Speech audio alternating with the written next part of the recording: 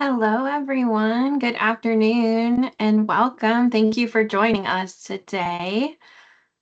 We'll give it just a moment for if anyone else is going to join us, but we're really happy that you're here.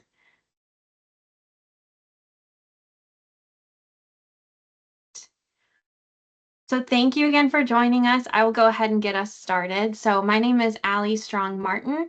I am the Senior Manager of Marketing and Education at ANCOR, and we are just really thrilled for today's presentation that is called Remote Supports. Implementation is the easy part, which is brought to you by NOS, known to many of you as Night Owl Support Systems.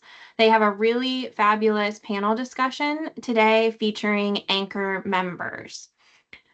So NOS has been at the forefront of integrating technology into support services for over 20 years, and they remain committed to offering person-centered care, utilizing a system that focuses on individual privacy, independence, and the gradual transition from traditional staff services to alone time. By providing a technological infrastructure that fosters self-sufficiency, NOS creates environments where individuals can enjoy supported alone time, leading to a deeper sense of autonomy and empowerment, increasing their independence while also ensuring their safety and support needs are met. I also want to personally thank NOS for their tremendous support of ANCOR and ANCOR members, the ANCOR community. They are really deeply valued ANCOR national partner at the gold level. And in addition, NOS is also a member of ANCOR's Technology Advisory Council. And so we are really grateful for their role there, as well as thought partners in this space. So with all of that out of the way, getting to today's important presentation, I am really delighted to introduce today's panelists. We have with us Brianne Bowles, who is the president of Developmental Services, Inc., or DSI, Chelsea Bussey, the director of operations at Eon, Inc., Charles Hoffman, executive director at Crest Services, and then we're also joined by Dwayne Temple, co-founder and co-owner of Night Owl Support Systems, and Ed Makowski, engagement and outreach coordinator at NOS as well. So thank you again to our presenters and panelists. And now I will turn it over to you. Hi, everyone. Thanks for being with us today. We appreciate your time. And thanks to our co-panelists for joining us today. Everyone's bios are available in the meeting invite. I want to be respectful of your time and invite you to check out everyone's information rather than read them off to you. So I'll start our conversation by asking Chelsea a question. Chelsea is with EON, which stands for Employee Ownership Network. This may be a surprise to some people that EON stands for Employee Ownership Network. How does being an employee-owned company lead you to being early adopters of new solutions, Chelsea? Thanks, Ed. Yeah, being employee-owned, we're always looking for innovative solutions to help people serve to meet their fullest potentials. We like to assist our employee owners to have a more streamlined and efficient way to provide optimal services to the individuals served. And remote supports has helped increase independence in services settings that we're desiring more. And in turn, it helps free up staffing to be able to assist in areas that need present in-person staff. So we always look for those innovative ways to move forward and move on to the next step so that we can provide the most innovative services. Excellent, thank you. And now I'll welcome Brianne Bowles of DSI out of Indiana. Brianne, DSI was the very first adopter of remote supports in the state of Indiana. 12 years later, hard to believe it's been that long. Can you tell us about how this solution has impacted your business model? Yeah, so thank you for having me today. Remote support significantly strengthened our business model. I think it's the first piece to it. Over the past several years, it's allowed us to provide better quality of care. It's assisted in staffing challenges, which I'm assuming we all face. And it's allowed for us to help individuals gain additional independence. And obviously an industry facing ongoing workforce shortages, Remote supports has helped us maintain consistent, reliable support without, I would say, compromising that level of care that we all hold dear to our mission and visions within our agencies. I would say equally important that remote supports has assisted and definitely promotes greater independence and privacy for the individuals that we serve. It also allows us to or allows support to be present when needed, while I would say still respecting the personal space and encouraging self-sufficiency of those individuals that we provide services to. The approach we use helps align closely with our mission, like I mentioned a minute ago, to help it provide additional person-centered care while adapting to the evolving needs and wants of both our workforce and the individuals that we support. Excellent. Thank you. We love increasing independence. That's terrific. Then I'll move now to Charles Hoffman. Charles of Crest Services and American Baptist Homes of the Midwest, out of mainly Iowa. As far as companies adopting remote supports, Crest is pretty recent.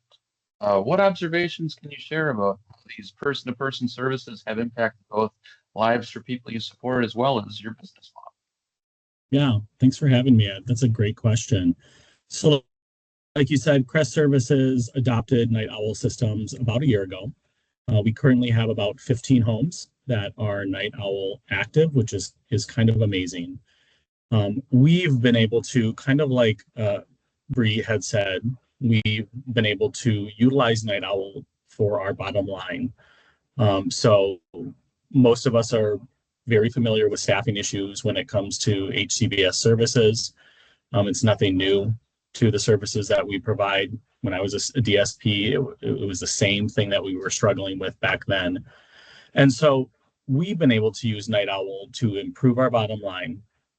We're able to utilize staff from previous Night Owl homes in 24-hour homes that need that more one-on-one support. From a member perspective, I think it brings a lot to the table for our members. Self-autonomy is huge for the individuals that we serve. Self-control. We have one member in particular who we, for the last couple of years, were struggling to help and who would frequently use interfering behaviors. And we implemented Night Owl in their home, and things completely changed. Interfering behaviors reduced significantly. And what we found out was that this person just wanted more independence, didn't want staff to be there all the time, didn't need staff to be there all the time. And so simply by simply by having this technology available, we were able to better support that person, reduce interfering behaviors, and now he's extremely proud of what he's accomplished. So from a member's perspective, it's about self-autonomy, self-control, dignity. And from a business standpoint, it greatly impacts our bottom line. Excellent. Thank you for that experience with that individual. That's always heartwarming to hear about. And now I'll move next to Dwayne Temple of Night Owl Support Systems, based in Madison, Wisconsin. Dwayne is an early adopter and longtime provider of remote supports. It'll be 25 years next year. Your company has gone from a world of landlines and pagers to smartphones and artificial intelligence. And all has changed. What remains consistent about your services? I'm sorry, I didn't hear the last part of that. Between all of this change throughout the world and technology, what remains consistent about your services? That's a great question. Change. The constant evolution of technology. I mean, we all live it, right? I mean, I remember going to a meeting out in Iowa many years ago, and there were probably a group of 30 case managers in this room, and I asked everyone, I said, how many people have a smartphone? And only one person raised their hand. That wasn't that long ago. And today, I don't know very many people that don't have a smartphone. So, the changes affected us in many, many ways, and it affects all remote support companies. So you're right. We started with the old-fashioned POTS lines. Everything came through phone lines, and then the lines, they said they were dirty, so we had to put filters on the lines. Then they came out with DSL services, and then they came out with internet, and then they came out with internet transmitted phones, and that's just on the transmission part of it, as well as cell signals and now Wi-Fi. So it's been a learning curve. It's never stopped. Every day we come to work, and in the remote supports world, we're a part of another big group, and we all experience the same things. We talk about those best practices. How are we all adapting to these things? And I'll tell you, some of it's easy and some of it's quite difficult, right? I mean, just reporting needs change. People need things differently. It all changes, and we have to keep putting these pieces in place. And so it keeps us afloat and it keeps us thinking every day, and kind of, keeps us from, losing touch. So I'll leave it at that. Just as an individual's needs change, so does our business. That's a good point. Back to Chelsea.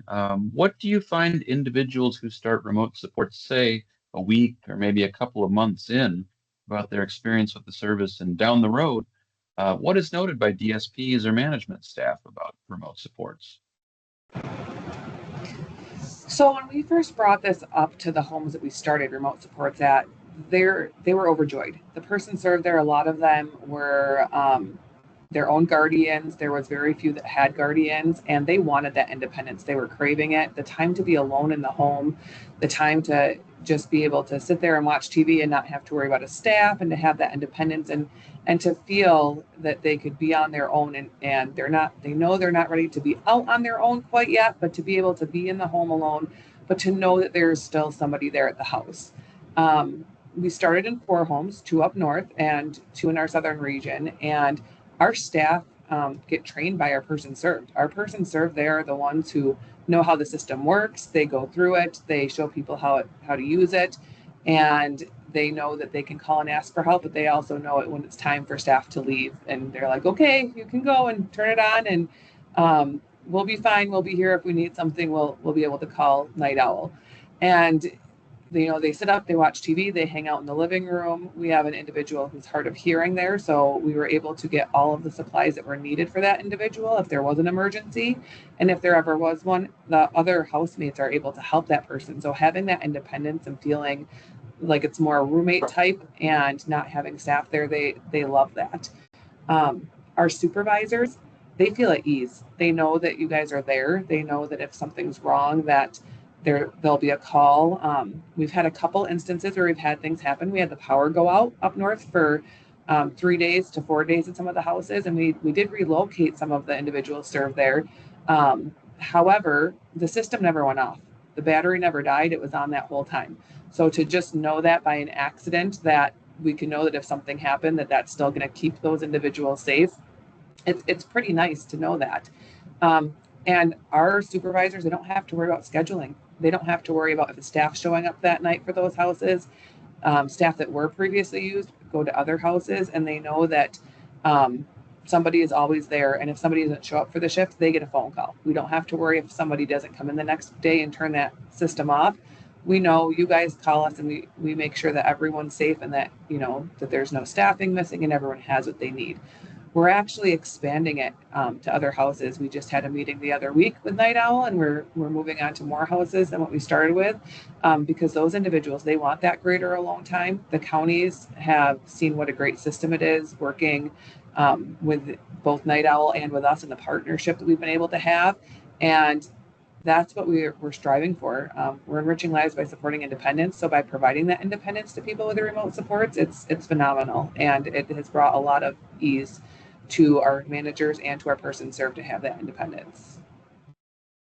Great. Thanks, Chelsea. I'm glad to hear that people are so excited to be able to embrace their own independence. And reminds me that just a couple of months ago, we had a couple of individuals who actually ended up graduating from our services I believe it was in Iowa, where they had, it was a stepping stone for them to pursue greater independence, and they reached a point where they were more comfortable in their homes.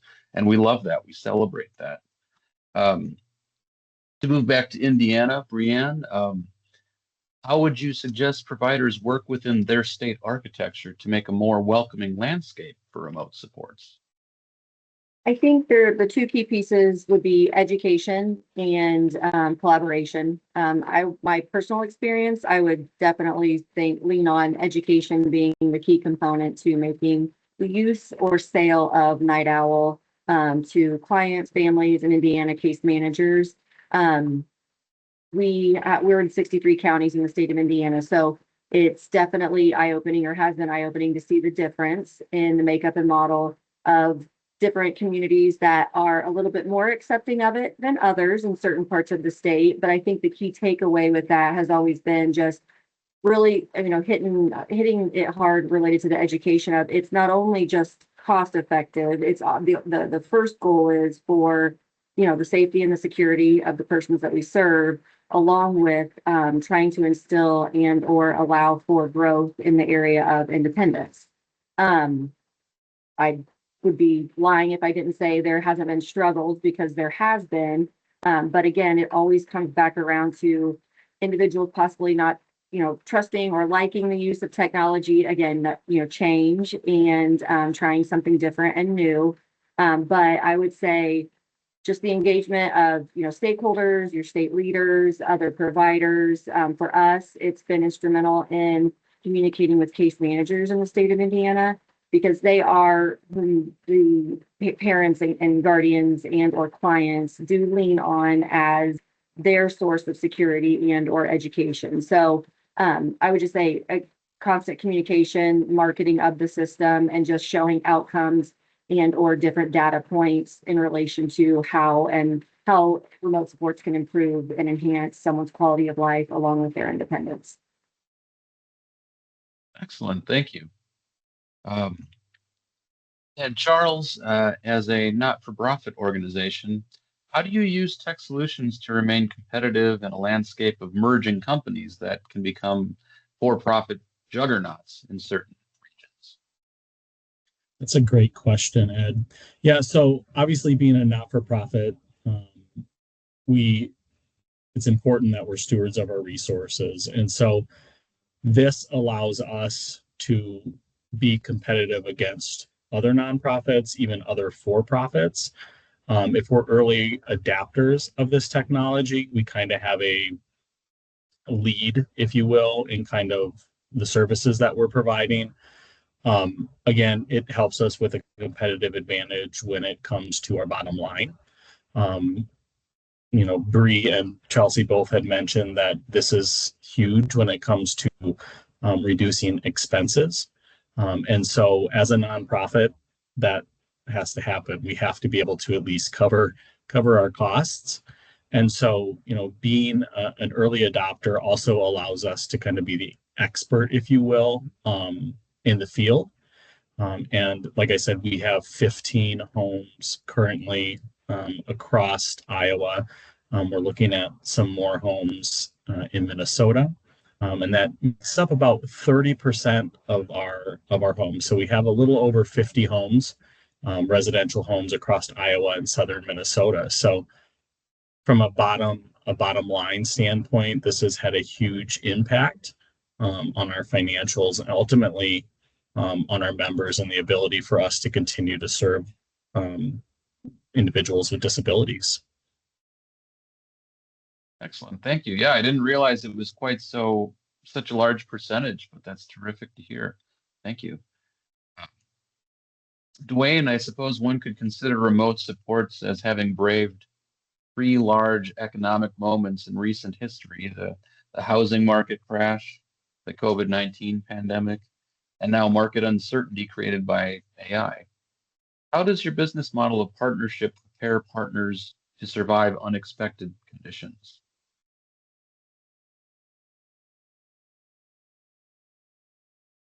Yeah, that's a great question, and it could go anywhere. I'd like to say that we like to meet people where they're at, and where they're at in discussing remote supports, and where they're at as an agency conceivably doing this. I mean, you talked about AI, and there's not a lot of conversation. There is a lot of conversations going on around about AI. As a business, we do not use that AI in our monitoring practices. AI we use for our own monitoring staff we have a resource library of things for troubleshooting. And we also can look at reports a little differently too. I mean, things that would take 20 people to read through once a week, the AI can read through those reports and give us information that we need to share. And that happens pretty fast. And it's a closed system, so it's not exposed to the internet. So, and everything is HIPAA compliant. So we've had to make adjustments to that. Now, that being said, we're still meeting a lot of providers that are still pencil and paper, right? They haven't taken that leap of faith to that next level of technology, so to say. So there's a good balance, right? I mean, part of it, as Bree said, is education, talking to the members, talking to the families, talking to teams, talking to providers, and kind of, I don't want to use the phrase hold them by the hand because that's kind of condescending. I would like to say that we meet them where they're at and we offer them what our experiences have been to help them get to the next step. And then we have a plan in place, right? We sit down with them and we say, this is how we can do this. But yes, that's what we do. And part of it is trying to find that place where they're at, whether they're already, using all kinds of different technologies within their organization, and they come in, they're asking us questions that we can't answer yet. We have to look up the answers to versus showing them what we have, what we can do, and that's for us. That's the blend, the happy space. Excellent, thank you. So understanding where everyone is and meeting them there. Yes. Chelsea, Minnesota has been a tumultuous state for healthcare services this year. What can you offer to fellow providers that may be in your state or in other states that may prepare them for unexpected market or other changes? Well, we've talked about always expecting the unexpected. So that's something that we should always expect, especially in this day and age. But a big thing is making sure that your company and those that you work with are connected to other companies, to trade associations, that you're connected to legal decision makers. We have legal decision makers that come out, and when things aren't so chaotic, they come and they tour our sites. They come to our buildings. They come and meet with us. We're very active with ANCOR, with ARM, with Leading Age, with other trade associations. So that's one thing, is be connected and make sure that you're connected with other people. I talk to other providers, they talk to us, we share resources, we talk to each other. We might be competitors, but sharing those resources with each other is very important, especially during times that we're going through. You also want to make sure that you have clearly defined processes. They're going to be looking at your financial items. They're going to be looking at your service agreements, your EVV policies, any type of how you make market rate or negotiated rates. You want to make sure that you have all of those policies and procedures, how you come up with those rates clearly defined, so that when you get asked, you can answer those questions and that you don't have those gray areas, because they're going to keep looking at any piece of financial information that you have. So you want to make sure that that's what's going on, and that you can give that. It might be the drop of a hat. They might say, hey, I need all of this information, how you came up with this market rate, and you might have to send it over within 24 hours. So having that all laid out and not just coming up with a rate off the cuff is very important. Also, making sure that your staff know what's going on. Some people, they hear things. You see things in the news, you hear things. People wonder, is Eon going to close, or is this company going to close? Or you hear about other companies closing. Make sure that your staff's educated. Provide them education about what's going on, what to expect if someone shows up at one of the homes, one of the offices, and make sure that they're aware and provide that education, along with involving them in advocacy. We go up to today at the Capitol, we provide education for what's going on and what happens if different legislation pieces change. So making sure that your staff are educated. We take DSPs, person served, providing that education out to everyone is very important. You want to make sure that you're having those big ticket discussions with your staff and with legislators when it's not busy like this. So having that open door communication and not trying to hide anything. You want to make sure that you're open and honest with everybody and transparent with that, and that you're able to have those conversations with people within your agency and other agencies and other providers, making sure that you're clear with that. And then even the person serves families, they get scared when they hear about things are closing down. So if there's something that needs to be communicated out, make sure you're communicating out appropriately and timely. I know that there's been other people I've talked to who have said, yep, the county was notified that this company got a termination of services. Well, the company didn't even know they had a termination of services. And so it was one of those things where when you know something, communicate and try to work through it. And being diligent is very important in those aspects of things. Excellent. Thank you for your very generous answer. I appreciate it. Brianne, as is common, DSI has experienced a number of mergers over the years. How do you maintain a standard of care when encountering colleagues from another company who may have different approaches to supporting individuals with entirely new considerations? Yeah, so we've gone through several, I'd say at least 2 or 3 in the last 5 years, and they do always bring different approaches. I'll very transparent, not all of them align right away. We're accustomed to that.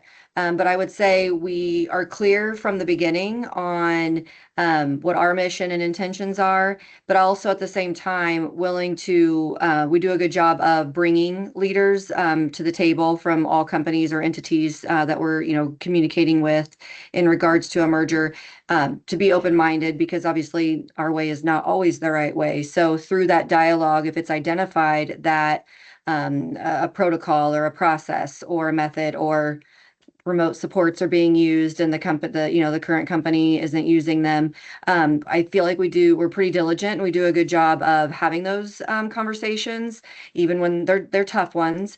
At the same time, addressing things that we potentially know are going to be changes for the incoming or new company. But we have had experience, like I mentioned, where we did adopt something new that DSI wasn't previously doing prior to a merger. I think if it initiates or pushes or increases in a better, puts us in a better light related to outcomes, definitely being open-minded has benefited us through all of the transactions that I've, been a part of personally. I would say making sure that the current leadership within DSI also has that same vision and passion, so that they're spreading, that message and mission when they are, speaking with either new or incoming staff, has been key and instrumental. So we've been fortunate in that manner as well. But I think the main takeaway is just figuring out how to balance both of those pieces, ensuring that we're open enough to learn and or be receptive to new ideas or possibly new protocols or practices, but also staying firm within our mission and vision that we know as DSI. Thanks, Brianne. Sounds like a spirit of continuous improvement is the way to go. Always looking to, yes, do better and or get larger in order to do better. So, yep. Charles, over the past year, what have you seen about technology that it makes your care and support systems more resilient? So another great question. So over the last year, obviously we've implemented Night Owl. So that's helped us as an organization serve our members. We also have the ability to offer it up as a solution when we do intakes and referrals. And so that is a huge impact that we've had over the last year in terms of technology within our organization. We've also utilized TheraP. So from everything from our service plans to our documentation to our medication administration records, we recently implemented electronic MARs. And so over the last year or so, we've really pushed forward with a lot of new things when it comes to technology, both from Night Owl and the implementation of electronic MARs and the ability for us to have those medications updated as they push into TheraP, which is kind of a really cool thing that we now have the ability for. So again, our biggest implementation was Night Owl over the last year. Excellent, thank you. And Dwayne, I know there are many, many, many instances over the years in which you used remote supports to creatively support people or to support people uh, with situations that one might not expect remote supports would be successful through. Can you tell us about a story or two, an anecdote about an individual who one might not expect would succeed or flourish with remote supports and Yeah, their unique considerations? yeah. The two of course pop out, and one of them was a gentleman with Prader-Willi syndrome. He was moving to his own apartment from a group home setting, and um, his mom, had been living at home with his mother, and they had all the kitchen cabinets were locked basically, and they're supposed to be locked whenever mom wasn't home. And when we first started meeting with the family, I mean, the mom had gone through several jobs because she would be at work and she would be just so stressed out because she didn't know if she locked the cabinets or not. Because, at the time, he was doing a lot of food seeking and eating a lot of unhealthy things. So her big For concern was anyone that who's not familiar with Prader-Willi, can you just briefly tell us what that is? it's a food seeking disorder, right? I mean, and people with that, I mean, they don't have a mechanism to turn off that most people do, and they will continue eating and stuff. And sometimes it leads to eating unhealthy choices, right? And so this gentleman, he was moving to his own apartment. His mother had been through several jobs, and we gathered all this information, meeting with them, leading up to supporting him. And we came up with a simple plan, right? That we would put sensors on each one of the cabinets. I mean, they had gone through rights restrictions, and so everything was on the up and up. Um, and we had put locks on the cabinets, and so if during the times when mom wasn't home, we would be monitoring those cabinets. And if a cabinet ever opened up when mom wasn't home, we knew that someone forgot to lock it up. Well, then we could reroute her to go over there and lock it up if we got a sensor alert. And it worked out so well that he was able to move into his own apartment, his mother being his backup staff. So if something would happen, she could go over and check on him. So, I mean, we supported him for a couple of years. Now he's happily married. So it was a great way to, you know, at first it was like, I don't know if we can do this, but it was a really simple solution to a complex problem for them. Um, a lot of times, if it's a local situation or if someone wants to use our services, that is going to require a little more, right? A little more than what people envision with remote supports. We had a woman that we supported that she had a history and some people call it eloping. Some people say she's basically running away. What she was doing is she was taking her own money, her petty cash money, and she was sneaking out at 2 a.m. to go down to the local 7-Eleven to buy herself a big giant Mountain Dew. And she would drink that Mountain Dew on her way back to her apartment. So she would get back to her apartment and she would be, her stomach would be bloated. She didn't feel well. So when they got us involved, we sat down and we talked about all these different what if scenarios. And the simple thing really was saying if every day that she didn't go down and sneak out and go down there, um, that she could get a soda on the way to work, right? And so she would call us in the morning. We set up a system that we would know if she left the apartment, and she would call us, say, "Hey, can you tell my staff I didn't leave in the morning?" And sure enough, it worked. She successfully used that service for many years. Now we had a big fight though in the beginning because the staff in the home they said it was so unhealthy for her to have a soda every day. But we were thinking that, well, how is that more unhealthy than her walking down to the store at 2 a.m.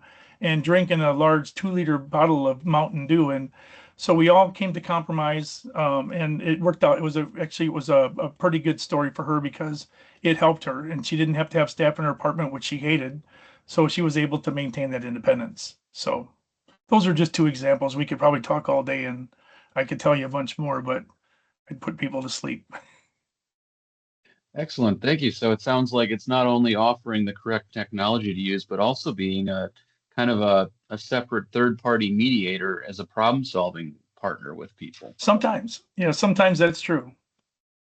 Excellent, thank you. Well, these are the questions that I had scheduled for our panel members today.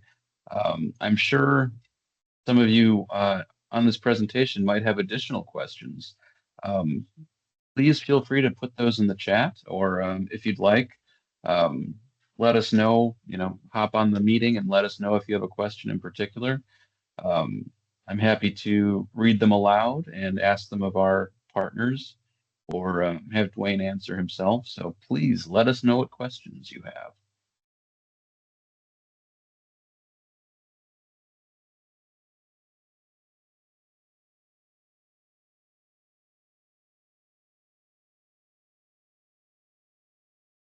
Well, it sounds like we answered everything so far.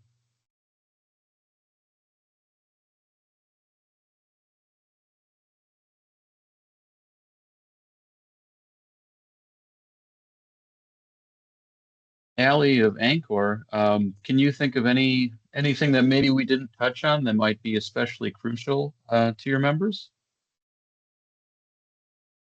I appreciate that. I think this was a really, really great conversation. I think maybe the only thing is if any of you wanted to maybe close on maybe how to get involved with talking to other people about these lessons learned that you all have talked about, whether that's through ANCOR or other associations, maybe your involvement with NOS and the technology community of practice, any discussions that have been going on there.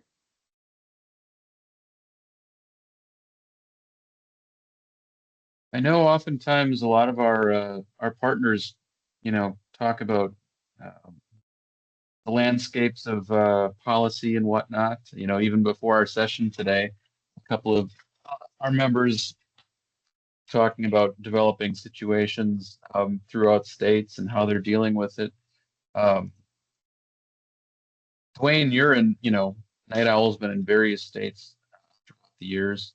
Maybe that's a question you can answer about our involvement in our various associations we're parts of and how we collaborate with people.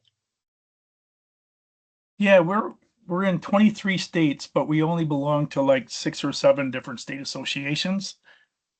And we work with them. Sometimes we join tech committees that they have, and meet with them and talk about what's going on in other states. Indiana was probably the first state in the United States that actually had guidelines and requirements for using remote supports, both as a remote supports provider and as a provider using a remote supports provider. So there were checks and balances from both ends that we had to go through as a remote supports provider. And I know in Brienne's case, they had to jump through some hoops and show that they were meeting these rules and regulations before you could even start the services. And I know that some states have taken that model and adapted it a little bit to their state model. I know Ohio has their own now. I'm not going to talk about Wisconsin. I know Iowa has rules and regulations now wrapped around remote supports. There's a lot of talk about that. And again, it's in some states it's still a new service. I know we started in one state recently and they have no way to fund it. So they're calling it a pilot because that's the only way they can fund it. And so again, it's such a new service to a lot of places, but our involvement is doing that. And like you said, prior to the meeting, we had a nice conversation. Actually, Chelsea and Charles had a good conversation. It's like learning some of those things, right? And we can share those things then, like where people are at with different things. Not just with remote support, but with policy, right? I mean, what's happening, and I think that helps. So, Charles has a hand up. Yeah, so I'm going to piggyback off what Dwayne said. We've like I said, we have services across Iowa and Minnesota. We've got about 7 or 8 homes in southeast Minnesota, and I also think that there's some people who are unaware of what state and local law says when it comes to remote supports. We were told by one specific licensor that we couldn't have remote supports in Minnesota. Through revalidation process in Minnesota, I found out that was clearly not the case, because there's an entire part of the revalidation process in Minnesota that requires you to do a paperwork for remote support. So to Dwayne's point, it's a handful of things. Guardians are unsure about the service. Even members are unsure, but case managers are unsure, or maybe don't know specific code that allows us to do this in each state. So for us, it was having to advocate at the level of our association arm in Minnesota, because we were being told one thing and we knew that not to be the case. So that's another way that I am able to advocate for our agency and the members, is through strong partnerships with Dwayne and Night Owl, as well as ARM, IACP here in Iowa.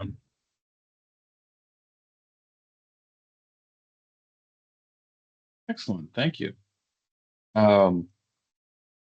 Is there anything else that anybody would like to add in addition? I was just going to chime in here. I know that Charles touched on people not knowing about remote supports or the different licensors. So I want to say it was probably 6 or 7 years ago in Minnesota, they tried to get it going at some of the houses, and you could do it in Minnesota, and they were not for it. The guardians, the counties, they did not want to touch it where we were. And we did a lot of work. We did a lot of work with Night Owl, with Nas and the team, and we got lots of different educational pieces, and we met with the different counties. We met with all of the teams together, the case managers first from those counties, and then we met with the families, with the guardians individually with their case managers. And we had one guardian, he said, nope, absolutely not. We're not doing it. That this is something so new, it's too scary. We can't do it. The case manager showed him the RMS form, and they said, oh, it's on the state form. It must be old. It should be okay then. And we kind of got a chuckle out of that one. But it's that education, like Charles said, about telling people what are the different things that they need and working with them to see what they need. Not all of our houses are set up the same that have remote supports. Some have more tools, some have less tools. You still need it and craft it to those person's needs of what they need in that home. Some of them might need more bells and whistles and some less. And as we're looking at the next houses that we're opening or that we're adding this service onto, it's looking at what do those individuals need? Do they need more alarms? Do they need more things? Is anyone hard of hearing? What do they all need? But you craft it to that, and then you provide those educations. And the other thing is keeping your circles connected, like we talked about before, and Charles talked about with the other trade associations. When we go to conferences and different things, we always stop by, say hi, check in. Sometimes there's other people at the NAS booth and they're talking, and they'll be like, oh, do you need something? I'm like, no, but I'm just saying hi. We have them. And I engage in conversations with people who don't have remote supports about the service and say, hey, this is what they can do. Wait, this is what we did to get started. So helping other providers find that, because there's not enough humans to cover what we need for the workforce sometimes. So when you have that remote supports there, it frees up those other staff to go help the ones who need the in-person support. So advocating for it and having those conversations is a great thing. Thanks, Chelsea. And we do have a question here. Danny Hadley says, not sure if this is the right place to ask, but I'm going to go for it. Can anyone share ideas on your process for on-call responses if NOS needs to contact a staff member, like in the middle of the night? What happens then? Dwayne, that sounds like a question for you. Every agency does it a little differently, so I can reflect back to or defer back to Chelsea or Charles to answer that one, or Bree, if you want to answer that. I can chime in and let you know. We obviously provide a staff tree to the operators, and they kind of plug through that. If worst case scenario, they just absolutely cannot get a hold of anybody, obviously 911 would be called, just like any other, emergency. But most of our individuals also have guardians. So for me to say that a guardian possibly wouldn't also get a phone call in the midst of it, depending upon if someone has shared that information somewhere along the way. But the standard protocol would be they automatically reach out to the pecking order in our org chart of whom to call in a situation like that. In ours, we do have a phone tree too, but we set up all of our homes with a responder house. So we have a home or a couple homes that have the technology in where there is no staff. And then we have another house where the technology is in, and we have a staff that's there, but we do have it worked into that plan where that staff can leave if they need to. So Mhm. that staff's the first call where they have a designated cell phone and the house phone line to that staff member, and they would be the ones that would respond and they would leave. So the individuals in the house with our responder staff maybe aren't quite as independent to be fully alone yet, but they can be alone throughout points of the night if there was a true emergency and that other employee had to leave. So if the staff had to leave to go to the other home, they could be alone for an hour, 2 hours, depending on what the need is and what's in their plan. And if they don't answer that phone, then it goes down the call list to the supervisor manager, as Bree indicated, and goes down that call list to get to whoever's next. But only one time did we have it go above a supervisor in our call line, and that was because somebody just forgot to shut the door. They left the one house and went to the other house and they forgot to shut the door. So it didn't reset that alarm in there. But other than that, normally our responder staff is the one that goes to the other homes. Yeah, similar to Bree and Chelsea, we've got 7 communities across Minnesota and Iowa. And so some of our communities, a lot of them have a respondee home. So that home that can go to the home and respond. Typically, they're no more than about 5 to 7 minutes away. But we also have that phone tree of about 5 people. And then we have on call that will do it. And then to Bree's point, the last response is always 911. In the last year or so, we haven't had any serious issues where we've had to have 911. It's usually those somebody left the door open when they went to have a cigarette, or something somewhat minor. But we have had members who, a couple of them may have at night fell out of bed.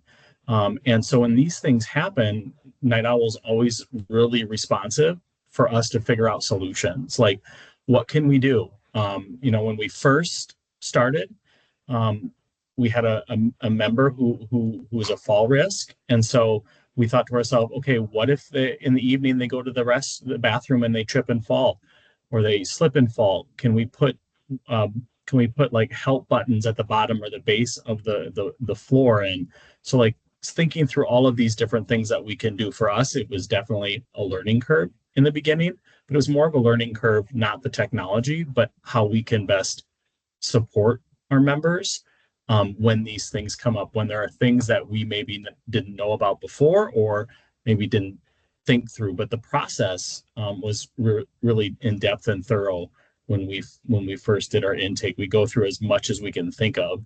So yeah. So the whole conversation today was built around implementation is the easy part, and wouldn't you guys say that that's the easy part? I mean, because you just mentioned that, Charles, that there's a lot of involvement early on in conversations, and by the time we decided what we want to do, the implementation part of it is straightforward, right? Mm-hmm. Yeah. Implementation was pretty easy. The support that we needed from Aaron and the team at Night Owl, the implementation was easy. And then also giving us suggestions on, what should we do if we want to test out response times, right? If we want to test our teams, because periodically we'll do that. We will purposely set a fake alarm to see what those response times are. So yeah, we've been starting to do that a little bit. It's good to keep everyone on their toes. Ed was asking the question earlier about change and, what the consistent part about providing remotes for 25 years has been. I mean, remember 25 years ago, we had a string and 2 cups, right? And that was our remote supports. And then the technology kept changing, right? And it got more sophisticated. And now you have smartphones, you have all these wearable devices that do these things. So in the early years of providing remote supports, we always told people that the person can't have significant medical issues. They can't have significant behavioral challenges.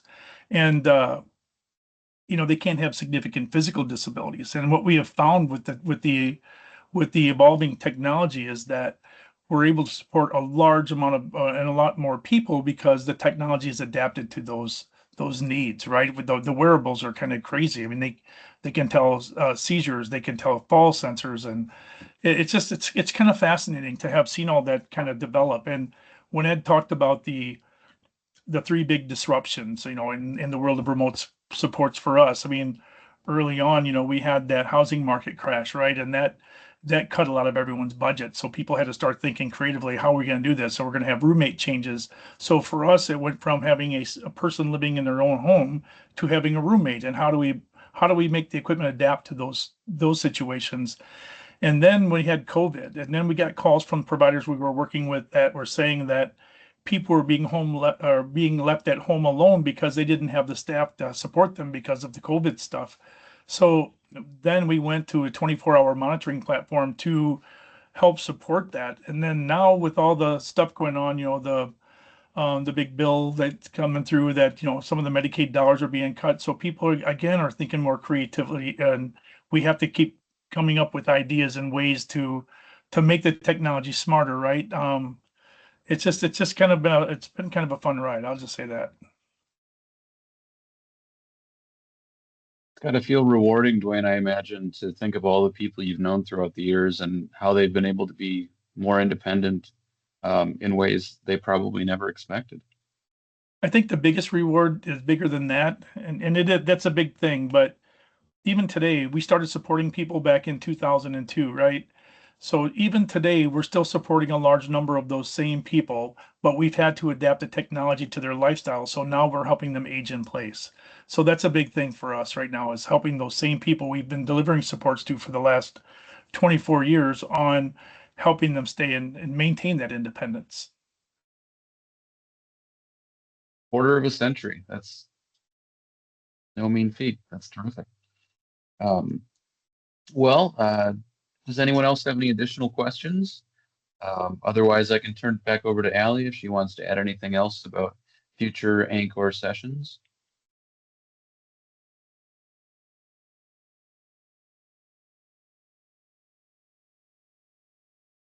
Well, thanks to our panel participants. Thanks for joining us today. I appreciate your time. And thanks to everyone who joined us here. I appreciate you joining us on behalf of ANCOR. Thank you all. Thank you all so much.